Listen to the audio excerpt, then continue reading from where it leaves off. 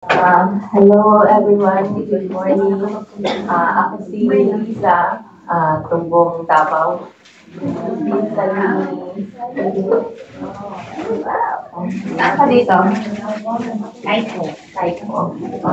Kakarating ko. Okay, welcome Lisa. Okay.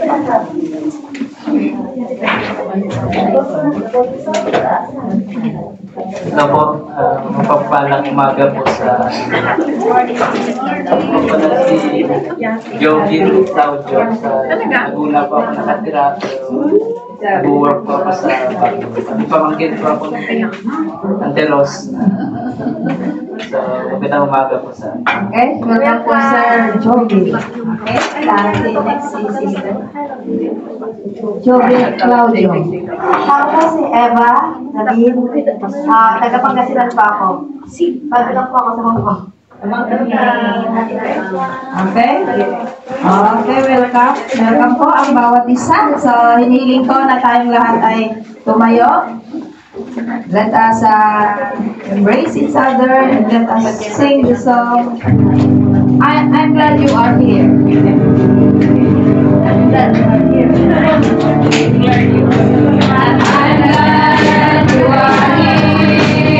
I'm glad you are here. I want to share my love with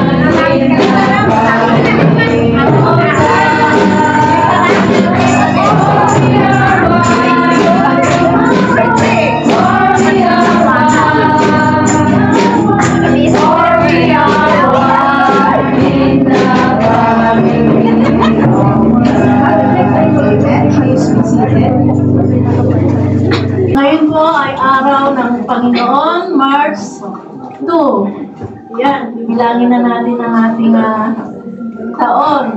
Ilang days na lang, ilang months na lang.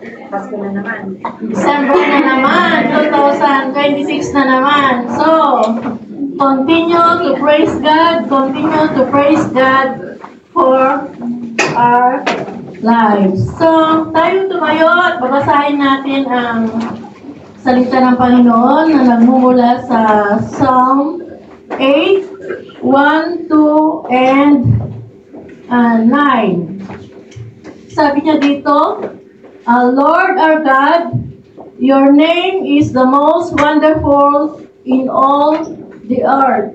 It brings you praise everywhere in heaven. From the mouths of children and babies come songs of praise to you. They sing of your power to silence your enemies who were seeking revenge. Sa 9,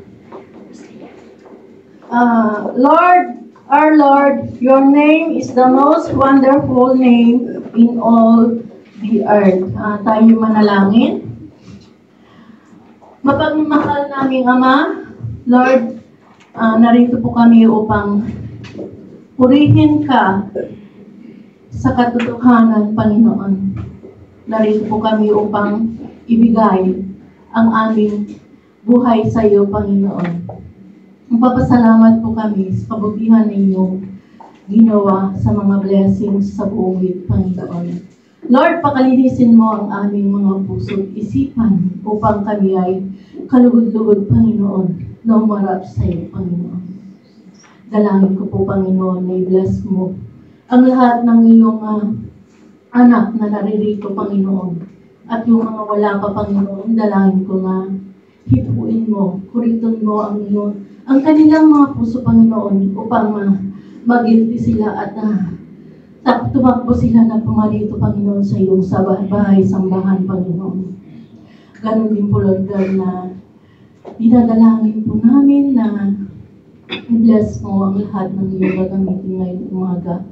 Dahil lahat, Lord, ang papuri ay para sa iyo lamang, walang iba, Panginoon. Lalo na sa aming magbabahagi ngayong araw ng iyong mga salita, Panginoon.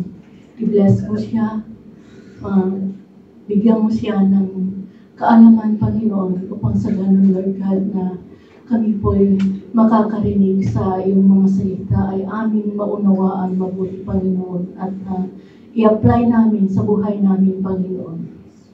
Once again, Lord, maraming salamat, Lord, and thank you for everything. In Jesus' name we pray. Amen. God is good. All the time. All the time. God is good.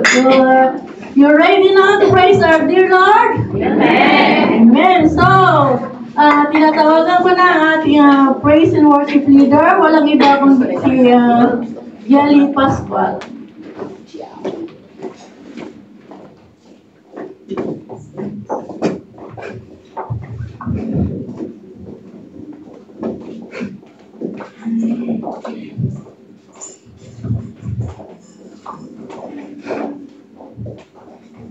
Magandang umaga po sa ating lahat.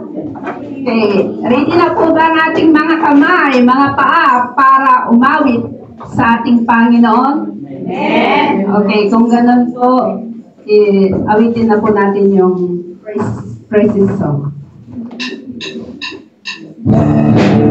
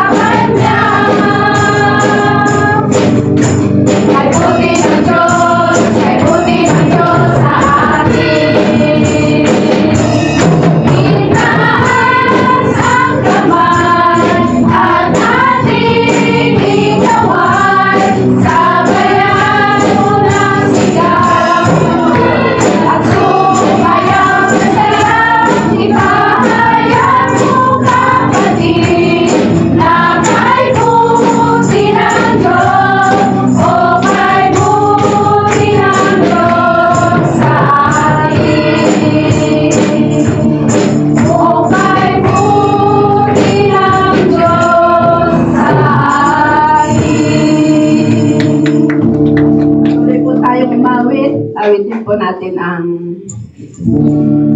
wala kang katulad. Sunod po natin yan. Wala nang iba.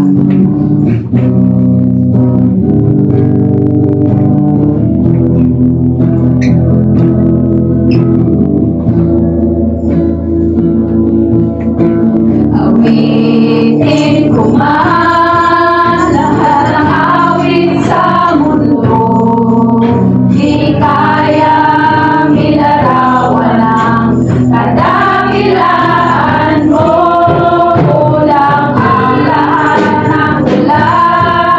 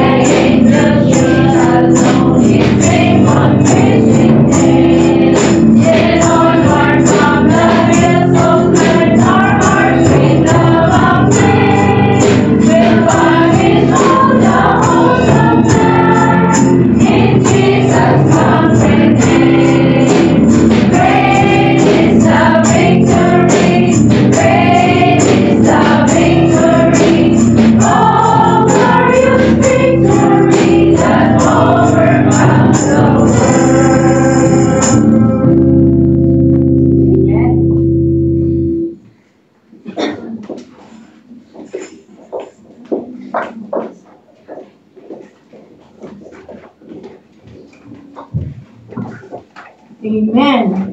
Faith is the victory. Sarap mag-post sa kanilang mga kapatid. Damang-dama natin ang presensya ng ating Panginoon sa loob na ito. Ngayon naman ay mga kantin tayo ng mga awitin na nagmumula sa ating mga Pangasinan ladies. We are the children united in Christ. We are the Spirit, make hardened in mind. Together we grow in faith and in love. Together we stand for Christ as one. Stand firmly faithful, for He is the truth. Be strong and be faithful, and He will seek you. Together we grow in faith and in love. Together we stand for Christ as one. Praise Him, exalt Him, for His great and true. Glory and honor, His name we're so true. Together in Christ, we are bound in His love. Together in Christ, united as one. Go tell the world the news of salvation. Tell the whole world God's in love. Go tell the world Christ and return. We'll meet there in eternity. We'll meet there in eternity. Together we grow in Christ. Grow in Christ.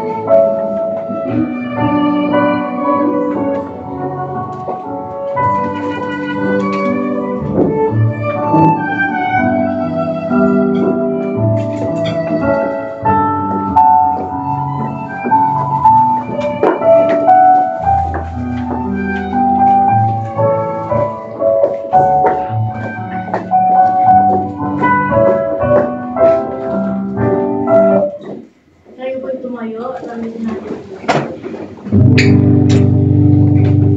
Praise God from all blessings flow. Praise Him, all creatures here below. Praise Him above in heavenly hosts. Praise Father, Son, and Holy Ghost.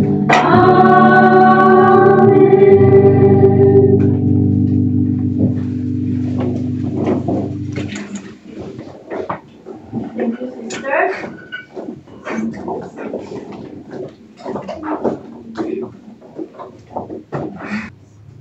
Ating Word of God. Sa mga baguhan, ang ating messenger for today ay siya yung directress natin dito sa church. At siya yung humahalimuyak na kasing halimuyak ng rose. At siya'y fresh na galing sa Pilipinas. Ay tinatawagan ko, walang iba kundi si Pastora Rosemary Biliga.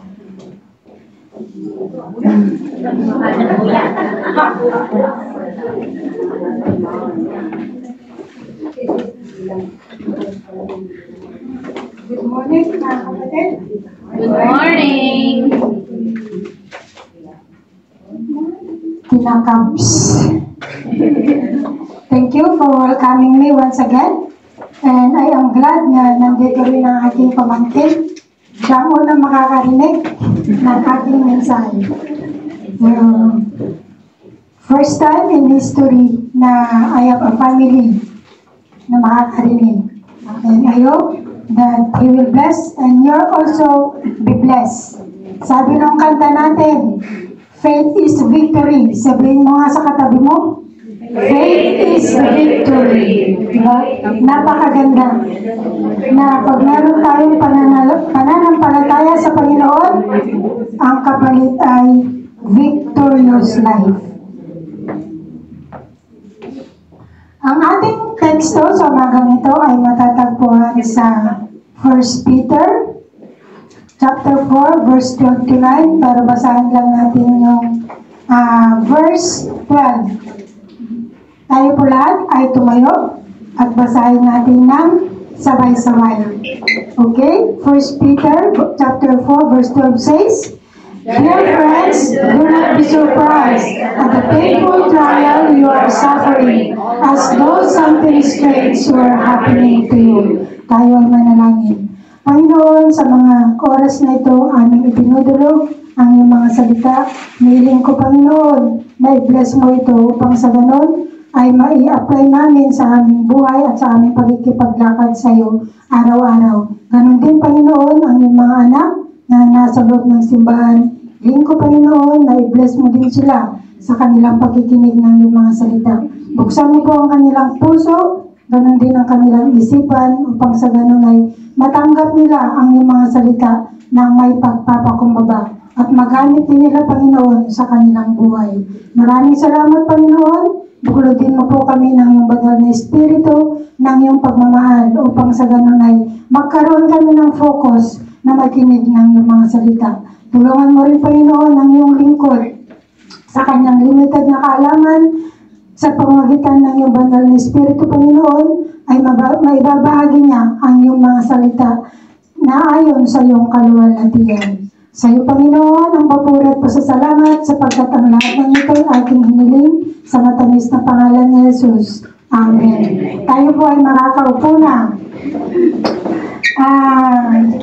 Kanina sa Sunday School ay na-topic din natin about suffering. Diba? Kaya ituloy natin sa ating mensahe ngayong umagang ito. And I will start my message through the word of journalist Malcolm Muggeridge. At ang sabi niya, as an old man looking back on one's life, it's one of the things that strikes you most forcibly, that the only thing that taught one anything is suffering, not success, not happiness, not anything like that. The only thing that really teaches us what's life about is suffering. Diba? Totoo yun, no? Hindi tayo matututo dahil sa karangyaan ng ating buhay.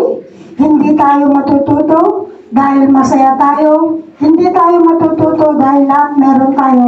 Pero matututo tayo dahil sa pagsubok na nararanasan natin.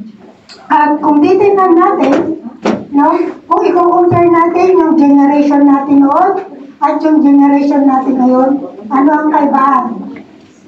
Mga bata ngayon, saan sila nakafocus? Mostly on gadget. Wala silang alam, di ba? Wala silang alam. Kaya, kaya tayo na mga magulang ay sinasabihan natin ng mga anak na habang bata pa ay turuan na natin sila para paglaki ay matuto sila sa buhay. So let's tingnan natin dito, medyo malabo, pero kung titingnan natin dito, we have so many generation. Yung traditionally, sabi niya na pinanganak daw noong 1925 hanggang 1945. That is during World War. At yung mga baby boomers, sabi nila, pinanganak daw noong 1946 to 1964. Sila daw ay competitive, workaholic, team-oriented. Yung Generation X, baka nandito na tayo. 1965 to 1980. Nandito na ba tayo lahat? Yes. So tayo daw yung flexible, informal, skeptical, at independent. Totoo ba yun? So, millennials, 1981 to 2000. Sino yung mga nandito? Mga millennials. Sila din daw yung competitive, civic, open-minded, achievement-oriented. Totoo ba yun? Sa 2001 to 2020, sabi nila sila yung tinatawag na Generation Z, Global, Entrepreneurial, Progressive, Endless Focus. Diba? So, kung titingnan natin, yung mga generation natin, ay makikita talaga natin, no? Kung ano yung nasa ating kapaligiran. Kaya yung mga millennial, saan sila nakafocus? Sa mga gadget. Kaya marami sa kanila, dahil less focus sila. So, iba yung focus ng mga kabataan ngayon. Lalo na kung kulang sa paggabay ng magulang. Diba? Meron yung maagang na nabubuntis. Maraming batang nag-aasawa dahil sa kulang sa paggabay ng mga magulang. Kaya bilang magulang, malayo man kayo sa inyong mga anak, ay kailangang nandun palagi yung paggabay natin sa kanila para makafocus sila sa tama. No? Hindi yung maling focus ang ginagawa nila. So sa oras na to, I'm going to share the Word of God na pamamagatang do not be surprised. Madalas ba kayong nasosorpresa? O walang sorpresa? Ngayon, sosorpresahin ko kayo. So, meron tayong 4 major lesson na kailangan nating malaman about hard times in the Christian life, no? Pag dumarating kasi ang pagsubok sa atin, ay nagtataka tayo, di ba? Lalo na kung Christian tayo, bakit kaya? No? Bakit kaya nangyayari sa atin ito? Bakit kaya nangyayari sa akin ito? Pero alamin natin kung bakit kailangan natin na makaranas ng hard times sa ating Christian life. So sabi niya dito, sa number 1, hard times develop our character. So dear friends, sabi niya doon sa verse 12, do not be surprised at the painful trial you are suffering as though something strange were happening to you. So pag nakakaranas daw tayo ng paghihirap, ay huwag daw tayong masurpresa. Bakit kaya? No? Bakit kaya na huwag tayong masurpresa? Dahil ang pagsubok daw ay parte ng buhay Kristiyano. So kaya pag kayo ay dumadaan sa mga trials, sa mga bigat na problema, ay huwag na kayong magtaka. Dahil yan ay parte ng ating buhay na Kristiyano. Bagamat hindi lang tayo nakakaranas ng pagsubok sa buhay, pero may dahilan kasi kung bakit tayo ng mga Kristiyano ay nakakaranas ng pagsubok. At ano yung mga dahilan? Una, sabi niya is 3 ways to develop our character that we need to be tested. Faith is sincere or true. Kailangan daw nating makaranas ng problema para matest yung ating faith if sincere or true. Diba? Diyan kasi masusubok kung ang pananampalataya natin sa Panginoon ay sincero o hindi. Kasi pag ang buhay natin ay hayay, nandiyan na lahat, wala tayong problema, so hindi masusubok kung ang faith natin ay totoo o sincero. Kaya kailangan dumaan tayo sa pagsubok para doon makikita kung tunay nga ng ating pananampalataya ay totoo. Pangalawang ways para malaman natin on how to develop our character is faith is tested to show the strength whether we fail or not. Diba? Dito natin makikita kung ang ating pananampalataya sa Panginoon ay magpapatuloy kung tayo ay humaharap sa pagsubok. Diba? Marami sa atin na pag nagkasakit ka na, ano ang ginagawa natin? Imbes na lumapit tayo sa Panginoon, anong ginagawa natin? Umaalis tayo. Diba? Hindi tayo nagsisimba. Ang iniisip natin ay yung ating problema or yung ating sakit. Kaya pag ganun ang ginawa natin, did we pass or did we fail? Of course, we fail. Kaya pag dumaranas tayo ng problema, huwag tayong umalis sa simbahan. Bagkus ay pumunta tayo sa simbahan, i-share natin ang problema natin sa ating mga kapatiran at hilingin natin ang kanilang panalangin. At ganun din na pag meron tayong problema, ay lumapit tayo mismo sa Panginoon upang sa ganun ay matulungan niya tayo at dyan matetest kung ang ating pananampalataya ay pasado o hindi sa Kanya. Pangatlo, sabi niya doon, faith is tested to purify it. Diba? Kailangan matest ang ating pananampalataya upang sa ganun ay maging puro. So, diba? Ang ginto, kita natin, ang ginto ay marami-raming ibang karat. Diba? Sabi niya doon, meron 10K, 14K, 18K, 22K, at 24K. Alin dyan ang puro? Sabi nila 24K, di ba? Kaya gusto natin yung 24K. So, ibig sabihin, kung titingnan natin, ito, siguro may mga halo, o kaya yung iba, hindi siya dumaan ng maraming beses sa apoy. Kasi sabi doon, ang ginto daw, para maging puro, ay kailangan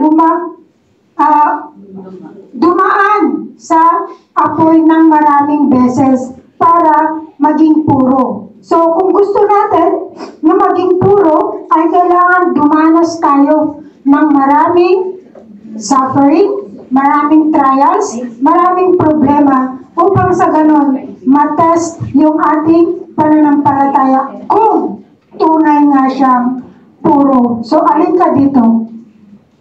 Puro ka ba? 24K ka ba? Or 10K ka? So, piliin mo kung anong K ka dito. Diba? Kasi, when you are suffering, and you are asking, bakit ako? Bakit nangyari sa akin ito? Ibig sabihin, baka nandito ka sa 14K. Kasi, may pagdududa ka, bakit nagsasuffer ka? No? Hindi natin alam na ang suffering ay parte ng ating buhay. So, kung gusto mong maging matatag ang iyong pananampalataya, ay kailangan mo dumaan sa maraming beses na pagsubok upang sa ganun, ang K mo ay maging 24K. So, alin dyan ang gusto mo sa buhay mo? Yung puro o yung hindi puro? So, the choice is ours, mga kapatid. Pero kung tayo ay tapat na naglilingkod sa Panginoon, ay kailangan natin na maging puro o maging 24K, di ba? Gusto natin yung 24K. Kasi pag isinanla mo, marami, mahal, di ba? O pwedeng isanla. Pero yung ito, wala. Baka pagalitan ka pa nung pagsasanlaan mo.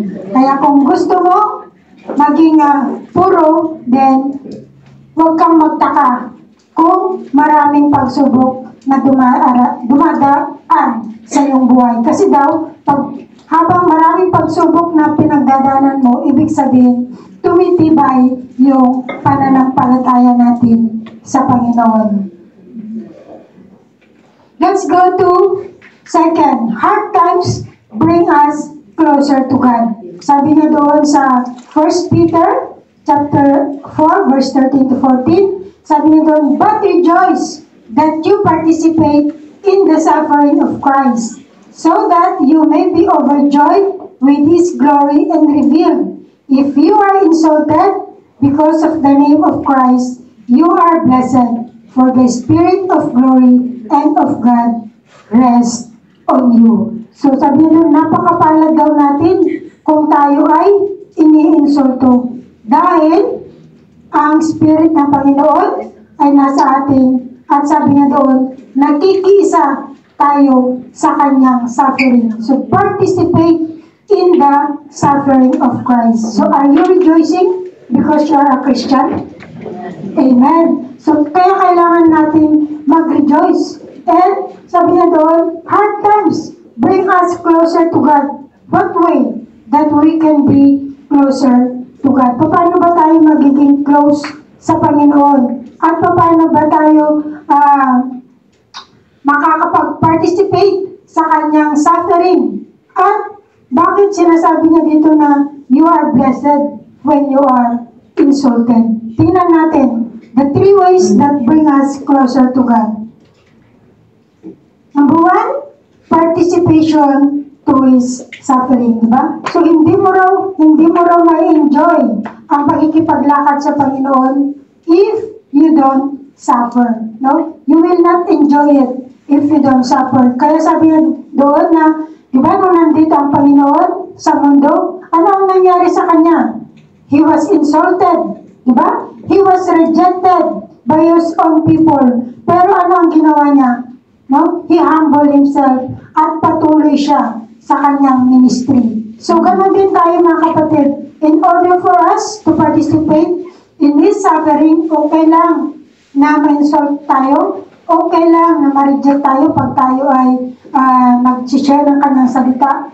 Ang mahalaga ay sa mga insulted na yon, sa mga reject na yon na nararanasan natin, ay we participate in the suffering of God. At ginagawa natin yon dahil sa Panginoon, ginagawa natin yon dahil mahal natin ang Panginoon. Sabi nga yung kanta kanina, grow in faith. Diba? Let's keep growing in our faith through the suffering that we are experiencing. So if you want to suffer with the Lord, then you need to participate with Him by sharing the good news to others. Pangalawa, sabi niya doon, impartation means we experience the pouring of the Holy Spirit. So, paano natin ma-experience yung pagbuhos ng banal na Espiritu sa atin kung wala naman tayong ginagawa para sa Kanya?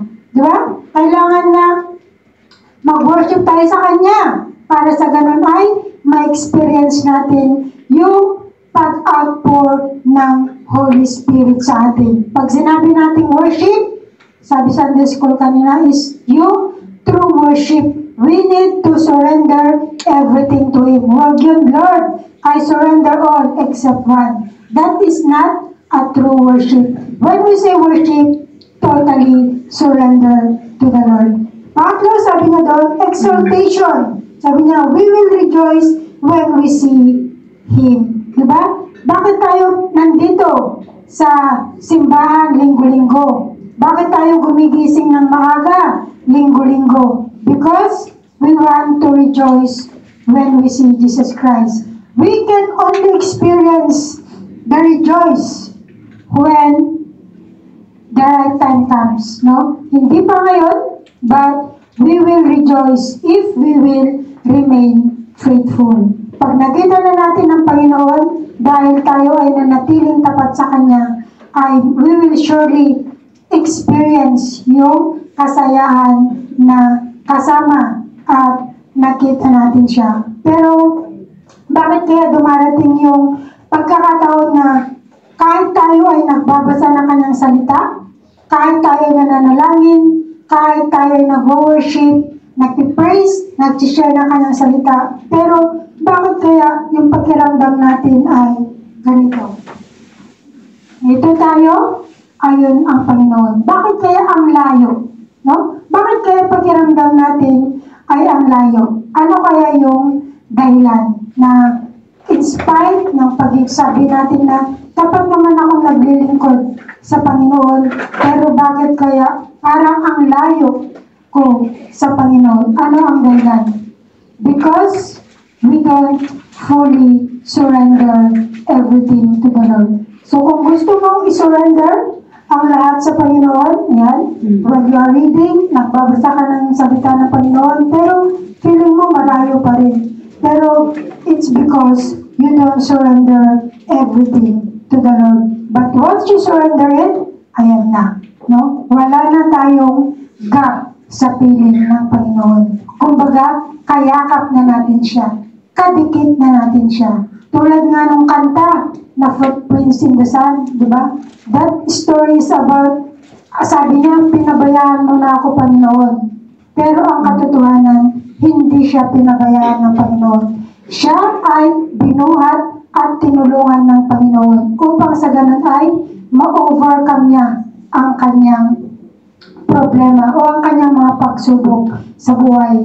Kaya pag tayo ay nakakaramdam na feeling natin ay malayo tayo sa Panginoon, you need to examine yourself. Examine your life. Bakit kaya ganon ang nararamdaman natin? Ano kaya ang kulang? Bakit feeling natin ay malayo tayo sa Panginoon? It's time, mga kapatid, na examine yourself. Baka meron ka pang hindi na isurrender sa buhay mo sa Panginoon. Para sa ganon ay maiwasan natin na makaramdam ng ganon. Kailangan nandun yung tunay na worship, nandun yung tunay na pagsuko sa buhay natin sa Panginoon. Pangatlo, sabi na doon, hard times should lead to serious examination. No? Kailangan natin may examine ang buhay Kristiyano natin. Mababasa natin sa 1 Peter chapter 4 verse 15 to 18. Sabi niya doon, if you suffer, it should not be as murderer or thief or any other kind of criminal or even as a meddler. Bakit ba tayo nagdurusa? Examine your suffering. Sabi niya doon. Bakit tayo nagdurusa? If you suffer as a Christian, do not be ashamed, but praise God that you bear that name. For it is time for judgment to begin with the family of God. And if it's begin with us, what will the outcome be for those who do not obey the gospel of God? 18. And if it is hard for the righteous to be saved, what will become to the ungodly and the sinner? Sabi niya doon. So how are we going to examine ourselves? Examine yourself for suffering. Makikita natin sa verse 15. Sabi niya doon sa binasa natin, bakit kailangan daw na mag-suffer tayo? O ano ba ang dahilan bakit tayo nagsasuffer? Ano ang dahilan bakit tayo nagsasuffer? Balikan natin yung 15. Sabi niya, dahil ba tayo ay nakapatay? Kaya tayo nagsasuffer? Dahil ba tayo ay nagnakaw? Kaya tayo nagsasuffer? Dahil ba ikaw ay pakialamera? Sabi niya sa Tagalog, yung meddler. No? Dahil ba ikaw ay pakialamera? Kaya ka siguro nasampal. No? Dahil sa iyong pakialamera, nagsuffer ka dahil nasampal ka. Kaya mag-ingat tayo, mga kapatid. No? Examine yourself why you are suffering. Baka dahil sa iyong ginawa, kaya tayo nagsasuffer. Pero sabi doon, hindi tayo dapat magsuffer dahil sa mga ito. Kundi, magsuffer tayo dahil sa paglilingkod sa Panginoon. So, tingnan natin doon sa verse 16. Embrace your shame. Sabi na doon, if you suffer as a Christian, do not be ashamed, but praise God that you bear that name. Kung tayo daw ay naiinsulto dahil sa pangalan ng Panginoon, okay lang yan. No? Okay lang na mainsulto tayo dahil sa Panginoon. Hindi yung naiinsulto tayo dahil sa tayong kriminal, naiinsulto tayo dahil sa tayong pakialamera, naiinsulto tayo dahil tayo ay nagnakaw. Hindi dapat yun ang kung bakit tayo naiinsulto, kundi naiinsulto tayo dahil nagpupuri tayo sa Panginoon, naglilingkod tayo sa Panginoon. So, bakit kayo nagsasuffer? Tanong, dahil kayo ay nagkasala o dahil kayo ay tapat na naglilingkod sa Panginoon? Alin doon ang dahilan kung bakit tayo ay nagsasuffer? Kung bakit tayo ay dumadaan sa pagsubok? Dahil ba tapat tayo na naglilingkod sa Panginoon? O dahil nakagawa tayo ng kasalanan? Kung ang pagiging Kristiyano ay nakakaya para sa mga hindi, dapat maging proud tayo dahil tayo ay naglilingkod sa Panginoon at taglay natin ang pangalan ni Kristo. So kung sabihin nila na taglay mo ang pangalan ni Satanas, masaya ka ba? Hindi, di ba? Pero kung sinabi nila taglay natin ang pangalan ni Kristo, proud tayo, di ba? So are you proud that you are serving our living God? Amen. Amen. Let's go to 17 to 18. Sabi niya doon na, if it is hard for the righteous to be saved, what will become to the ungodly and the sinner? So, tayo nga na Kristiyano, kumbaga, hirap tayo na maging banal. So, how much more yung mga hindi banal? Ano nang mangyayari sa kanila when the judgment come? At tinanin din natin dito, sabi niya, for it is time for the judgment to begin with the family of God. So, ang una pala na i-judge ng Panginoon ay hindi yung mga makasalanan, kundi tayo na mga anak ng Diyos. Kaya dapat lagi tayong handa. Sabi niya, and if this begin with us, what will the outcome be for those who do not obey the gospel of God? So, ano na kaya ang mangyayari sa mga hindi naniniwala sa Panginoon o hindi isinasapamuhay ang salita ng Panginoon? Ano na kaya ang mangyayari sa kanila when the judgment time? Kaya maging handa tayo mga kapatid. And we are blessed because we know the Lord. So when the judgment time, are we ready? I hope we are all ready. No? I hope we are all ready. Kasi kung hindi, ay magiging tulad tayo ng mga ungodly. Siguro when the judgment time, doon na, kumbaga, magiging aware yung mga hindi naniniwala sa Panginoon. Doon na sila tatanggapin ang Panginoon. But, I don't know, maybe it's too late. Diba? It's too late dahil nandyan na ang Panginoon. It's judgment time. So, huwag nating hintayin na dumating ang judgment time bago tayo maglingkod sa Kanya, bago natin isuko ang buhay natin sa Kanya. Habang maaga pa, ay isuko na natin ang buhay sa Kanya at maglingkod tayo ng tapat sa Kanya. 17 to 18, sabi niya doon, we should exhibit your salvation. Exhibit natin yung salvation. Bakit? Paano ba tayo na-save? Dahil sa grace ng Panginoon. We cannot save our own self. No? We cannot save our own self. Only by the grace of God. Kaya, pag sinasabi mo na, kaya ko to ng sarili ko, don't ever say, dahil no one can save you. It's only the grace of God.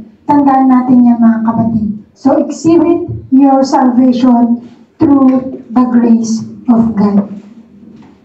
Let's go to number 4. Hard times teach us to trust in new ways. Paano ba tayo magtatrust sa bagong paraan? Sabi niya doon sa verse 19, so then, those who suffer according to God's will should commit themselves to their faithful Creator and continue to do good.